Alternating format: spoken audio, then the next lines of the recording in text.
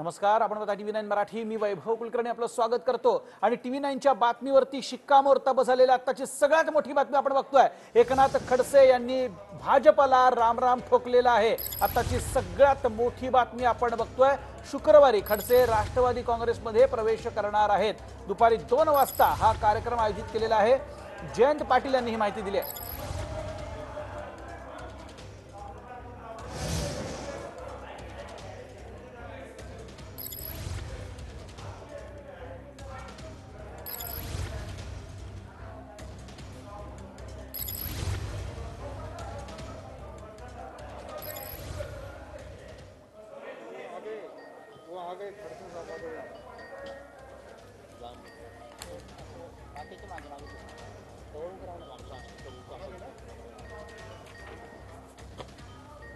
अभिनंदन अजून कुठे राजीनामा दिला. हॅलो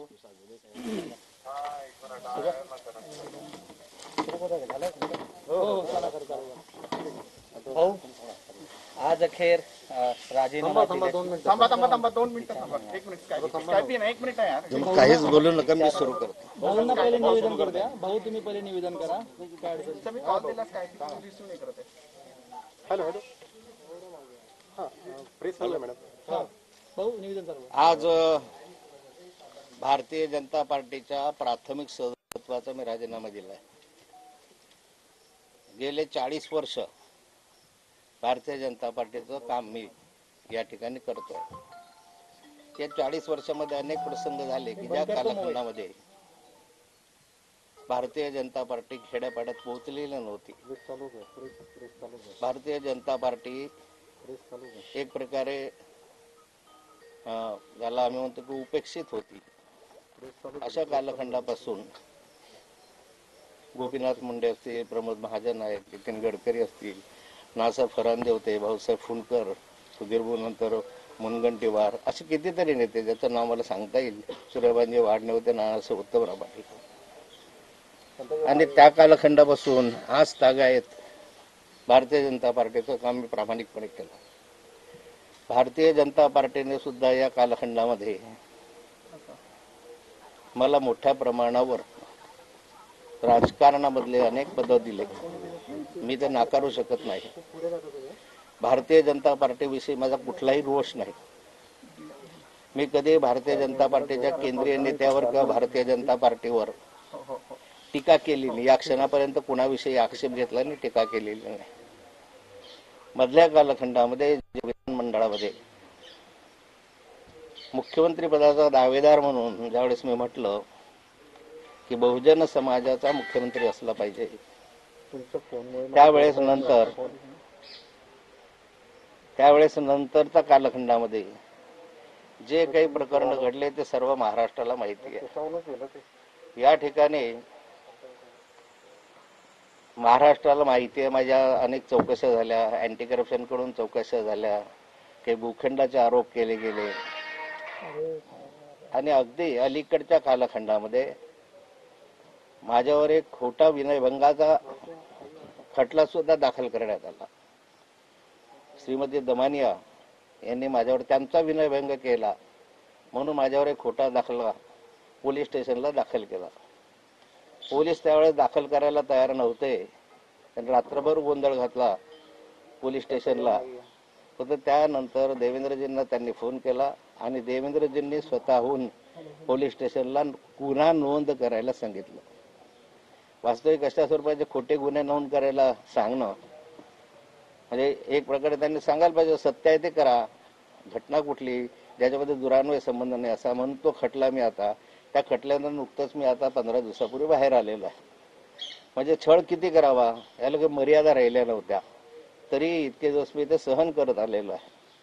आणि यामधून इतक्या दिवसामध्ये जे माझ्यावर भ्रष्टाचाराचे आरोप झाले, ज्यांनी माझ्यावर ॲलिगेशन्स केले, माझा दावा आहे की त्या कालखंडातलं सगळं रेकॉर्ड काढावं, विधानमंडळामधलं रेकॉर्ड काढावं. एकाही राजकीय पक्षाने, एकाही काँग्रेस, राष्ट्रवादी, शिवसेना, शेतकरी संघटना असेल का कोणत्याही राजकीय पक्षाने माझ्या राजीनाम्याची मागणी केलेली नव्हती. माझ्या चौकशीची मागणी केलेली नव्हती अशी जर विधानमंडळाने आक्षेप घेतला असेल, चौकशी करा असं म्हटलं असेल, असे जर खरं असेल तर मी एका मिनिटामध्ये राजकारण सोडायला तयार आहे. कोणीही माझ्या चौकशीची मागणी केलेली नसताना माझा राजीनामा घेतला गेला आणि जे काही घडलेलं आहे आता याच्यात परत मी पुनरावृत्ती करत नाही. मीही पक्षासाठी माझं उभं आयुष्य घालवलं आणि अशा कालखंडात घालवलं की जे दगड खाल्ले, धोंडे खाल्ले, लोक आमच्या याच्यावर थुंकले, मारलं, माझ्यातून वाळीत टाकलं गेलं. अशा कालखंडातून आम्ही काम केलं. तर पक्षासाठी 40-40 वर्ष आम्ही त्या ठिकाणी काम केलं. म्हणजे असं नाही आहे की पक्षाने तुम्हाला काय कमी दिलं, त्याच्यापेक्षा कितीतरी अधिक आताहून आपल्या जीवनाचा 40 वर्ष दिले त्यासाठी.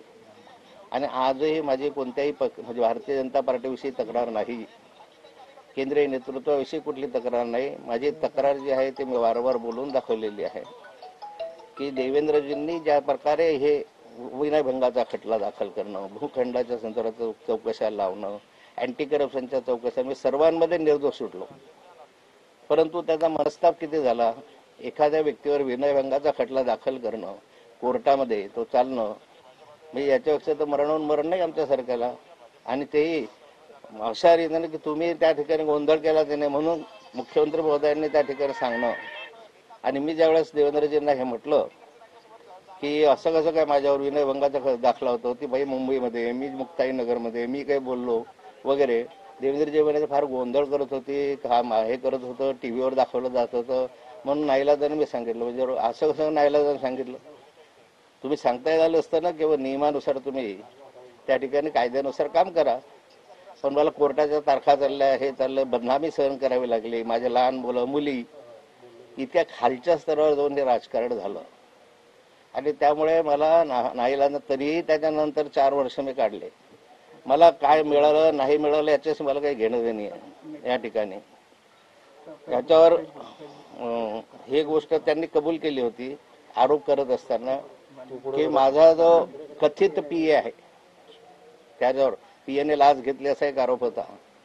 त्या कथित पीएवर 9 महिन्यापासून पाळत ठेवली जात होती.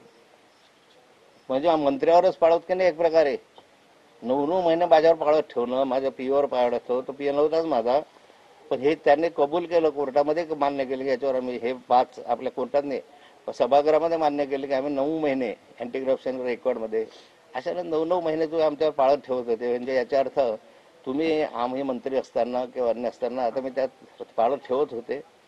आता हे मला याच्यात जायचं नाही आहे. पण मला जो मनस्ताप झाला त्याचं दुःख आहे. काय मिळालं नाही मिळालं याचं दुःख नाही आहे. आयुष्यात मी अनेक पदं घेतलेले आहेत, माझ्या हक्कानं आम्ही मिळवले. आम्ही जे काही पद मिळालं ते माझ्या ताकदीवर, भारतीय जनता पार्टीच्या ताकदीवर मिळवलं, दुसरीकडे काय नाही झाले. आणि माझे तुम्ही जर इतकं पारदर्शी कारभार पाहतात तर तुमच्याकडे भारतीय जनता पार्टीमध्ये किती लोक आहेत की ज्यांच्यावर आरोप नाही बोले याच्यामधून येऊन पडलेले आहे. मोठे मोठे आक्षेप असलेले नेते आज तुमच्याकडे 60-70% तर तसे नेते तुमच्याकडे आहे.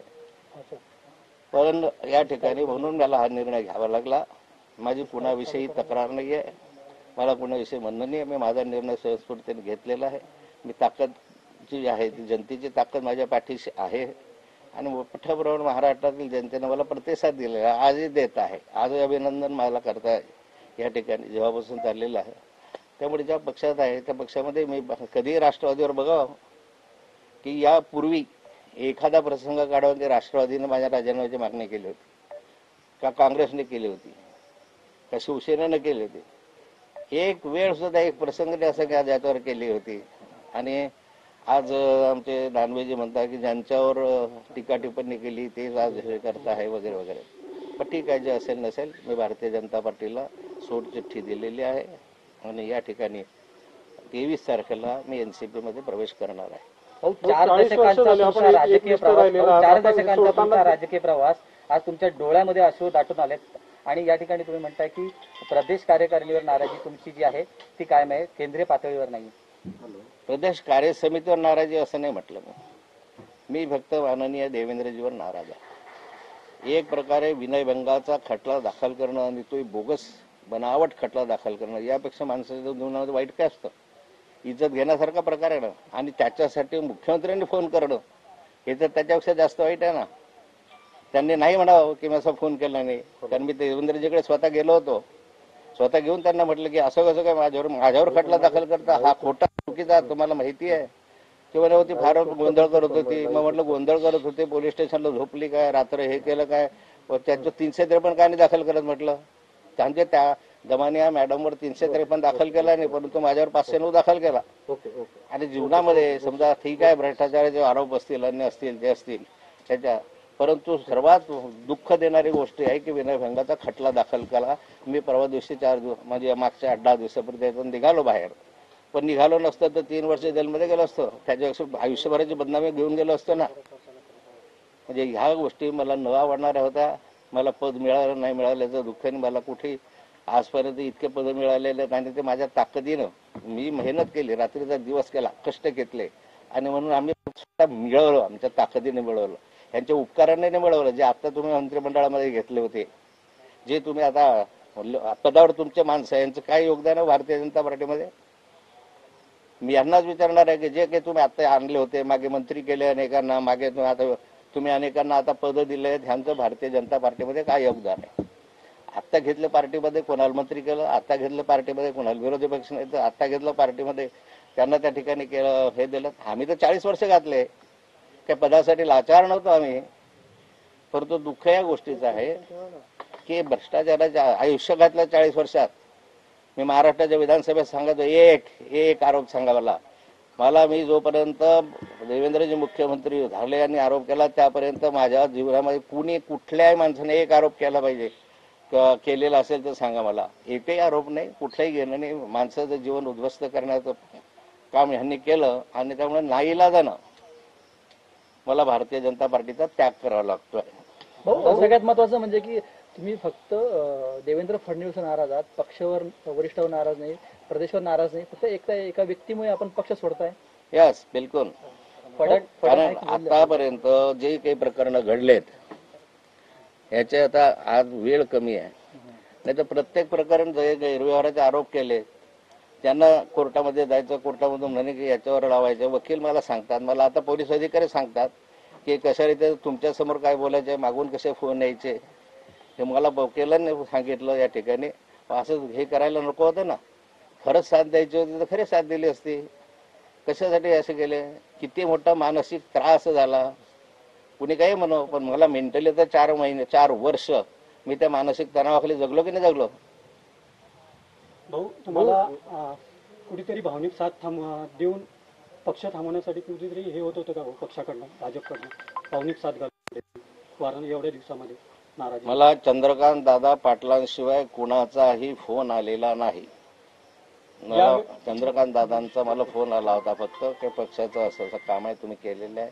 आणि नेहमी जसे आमच्या पक्षामध्ये एक सवय आहे, नाथा भाऊ तुम्ही ज्येष्ठ नेते आहात, ज्येष्ठ म्हणतात, हे सगळं आतापर्यंत इथपर्यंत आणून सोडलेलं आहे. या वर्षीची दिवाळी तुमची राष्ट्रवादी महाविकास आघाडी सोबत साजरी होणार आहे का? अरे परवा मी राष्ट्रवादीत जाणार आहे, महाविकास. भाऊ, आज आपण सकाळी एक ट्विट केलं होतं नरेंद्र मोदी यांच्या संदर्भात. जयंत पाटील यांनी ट्विट केलं होतं, त्याला रिट्विट केलं होतं, काय सांगणार त्याबद्दल? नाही, ते चुकून कोणी म्हणजे पासवर्ड माझा 2-3 आहे, त्या एकाने तो पासवर्ड दिला आणि चुकून त्याने ते रिट्विट केलं, मी ते लगेच डिलीट करून टाकलेलं आहे. या संदर्भात नितीन गडकरी यांचं आपलं बोलणं आहे का? नितीन गडकरी ज्येष्ठ नेते आपलं खूप चांगलं जमतं, गडकरी साहेबांशी आपल्या संदर्भात काही बोलणं आहे का? तुम्ही त्यांच्याशी निर्णय घेतल्यानंतर तुम्ही निर्णय घेतला असेल? मी महाराष्ट्राच्या विधानसभेमध्ये जर माझे भाषणं तुम्ही ऐकले असतील, अगदी शेवटच्या दिवसचं जरी भाषण ऐकलं असेल, यूट्यूबवर माझे सर्व भाषणं उपलब्ध आहेत. त्यामध्ये भाषणांमध्ये 2-3 वेळा मी सांगितलं आहे की तुम्ही मला पक्षाबाहेर ढकलता आहे. माझी इच्छा नाही आहे, परंतु तुम्ही पक्षाबाहेर ढकलता आहे. नेहमी काही ना काही माझ्या मागे शुक्लकाष्ट लावून अशा रीतीने करता आहे. बाकी माझी सहनशक्ती संपली होय इतक्या दिवसात. वारंवार काही ना काही किती तारखांवर हजर राहिलो, किती अँटी करप्शन झालं, किती कार्यालयांमध्ये सकाळपासून रात्रीपर्यंत बायकोबरांशी बसत राहिलो. टिंगलचा विषय झाला होता एक. आमचा काय दोष आहे मी नेहमी सांगितलं, आजही या क्षणापर्यंत सांगतोय की माझा काय गुन्हा आहे पार्टीनं सांगावं. मी विधानसभेमध्ये हेच बोललो की माझा काय गुन्हा आहे ते सांगा. तुम्ही मला पुराव्यानिश्चित सांगा की हा तुमचा गुन्हा. माझा गुन्हा एवढाच आहे की मी स्पष्ट वक्ता आहे, मी कुणाचे भाडबीड ठेवणारा नाही, मी लाचार नाही, कुणाचे पाय चाटत बसणारा तर अजिबात नाही. शरद पवारांनी एकेकाळी आपल्यावरती टीका केलेली होती की तोडीबाज नेता म्हणून त्यांनी आपल्याला असं म्हटलेलं होतं. त्यांनी लगेच दुसऱ्या दिवशी डिनाय केलं होतं. मी आवाहन केलं होतं, तुम्ही जर आहात मी आवाहन केलं होतं की एक उदाहरण द्या, आणि त्यांनी मान्य केलं होतं तसं. भाऊ, आपण राष्ट्रवादीमध्ये प्रवेश केलेले, आपल्यासोबत किती आमदार खासदार असतील? एकही आमदार एकही खासदार माझ्या बरोबर नाही. भाऊ, रोहिणीताई पण आणि सुद्धा- रोहिणीताईंबद्दल तर काय सांगा काय सांगा? नाही, रोहिणीताई जिल्हा बँकेच्या चेअरमन, रक्षाताई तर रक्षाताईचा निर्णय, त्यांनी काय निर्णय घ्यावा हा त्यांचा प्रश्न आहे या ठिकाणी. पण रक्षाताईने मला सांगितलं मी भाजप सोडणार नाहीये. अशा रीतीने असे अनेक प्रसंग आपल्याकडे आहे. ज्योतिरादित्य शिंदिया, माधवराज शिंदिया वगैरे उदाहरण आहे. आता विखे पाटलांचं उदाहरण आहे, त्यांची बायको जिल्हा परिषदचे अध्यक्ष काँग्रेसची, असे शेकडो उदाहरण आपल्याकडे आहे. त्यामुळे त्यांची इच्छा होईल तेव्हा पण मी माझा निर्णय स्वतः घेतलेला आहे. त्या ठिकाणी मी कोणत्या पक्षावर कोणत्या चिन्हावर निवडून आलेलो नाहीये. भाऊ, तुम्ही समाधानी आहात का? आता हे एकंदरीत 40 वर्षापर्यंत तुम्ही भाजपशी एकनिष्ठ झालेले आहेत, आता तुम्ही राष्ट्रवादीत जात आहेत, कुठेतरी मनात बोचतोय? निश्चित खंत आहे. भारतीय जनता पार्टी सोडण्याच्या वेदना आहे, परंतु आज अशी स्थिती आणली की इतक्या खालच्या स्तरावर जर राजकारण त्यांनी गेलं असेल की एखाद्या महिलेला पकडायचं आणि माझ्यावर विनयभंगाचे खोटे दाखले करायचे, तर अशा लोकांबरोबर कठीणच आहे ना अशा व्यक्तीबरोबर काम करणं. आज विनयभंगाचा दाखला केलेला, उद्या बलात्काराचा होईल आरोप. भाऊ, काही राष्ट्रवादीने काही दिवसामध्ये आश्वासन दिलं का? आपलं या भाजपाचे जे महाजन आहे यांच्याशी काही बोलणं वगैरे झालंय का, गिरीश महाजन या संदर्भात विषय? माझी कोणाशी चर्चा झालेली नाही. चंद्रकांत दादा पाटलांचाच फोन. राष्ट्रवादीने काही आश्वासन दिलं आपल्याला पक्षात येण्याच्या संदर्भात? आश्वासन कुठलेही मला दिलेलं नाही आणि मला ते आवश्यकताही वाटत नाही. आमची ताकद आहे आज.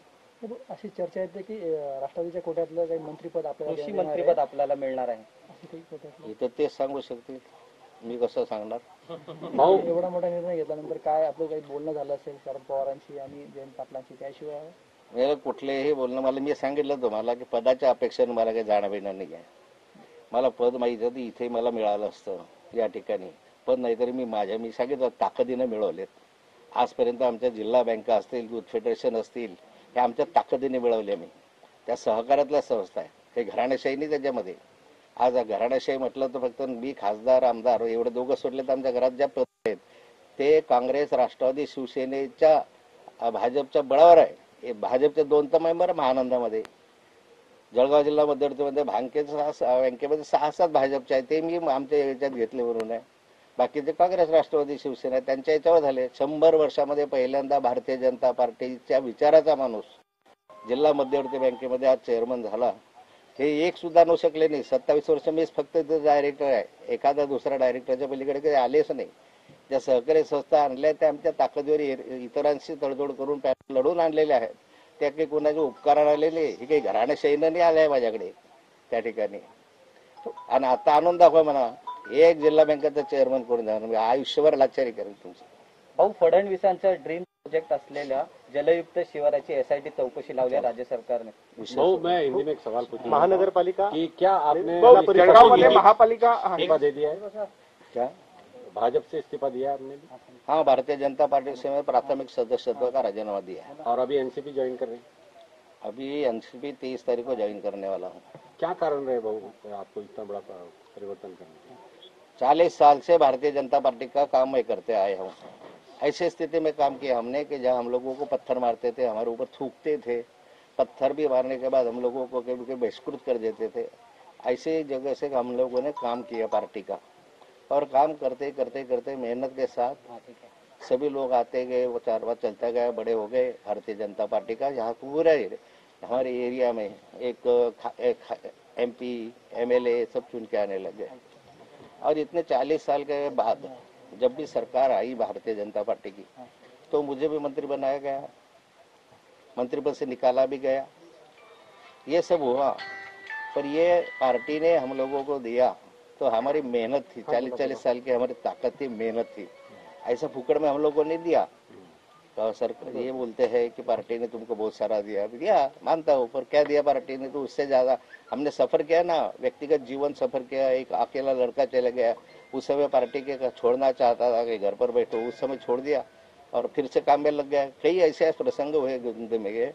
पर आखिरी ये है कि भारतीय जनता पार्टी के से जो मुझे अपेक्षा थी कि विधानमंडल में जब मेरे ऊपर एलिगेशंस हुए तो एलिगेशंस के टाइम एक भी पार्टी ने, मतलब शिवसेना, कांग्रेस, एनसीपी, एक भी पार्टी ने मेरे राजीनामे की मांग नहीं की थी। राजीनामा तो छोड़ो, इंक्वायरी की भी मांग नहीं की थी। अगर ऐसा होगा तो मैं राजनीति से संन्यास ले लूंगा। उल्टा उन्होंने, उनको मालूम था कि जानबूझ के इस आदमी को तकलीफ दे रहे हैं और इस कारण ऐसा हुआ। और इस अभी 4 साल में घर पे बैठा हूँ, मेरे ऊपर कई आरोप किए। एंटी करप्शन की 2 बार इंक्वायरी की, नासिक के एंटी करप्शन ने किया, पूना के एंटी करप्शन ने किया, कुछ निकला ने क्लोजर दिया है, कोर्ट में क्लोजर दिया। इनकम टैक्स की भी बड़ी इंक्वायरी हो गई। पूरे इसे इंक्वायरी होती है तो बच्चे के साथ पूरे की पूरी फैमिली कार्यालय में बैठी थी जाके, मेरी कितनी मानहानि होती थी।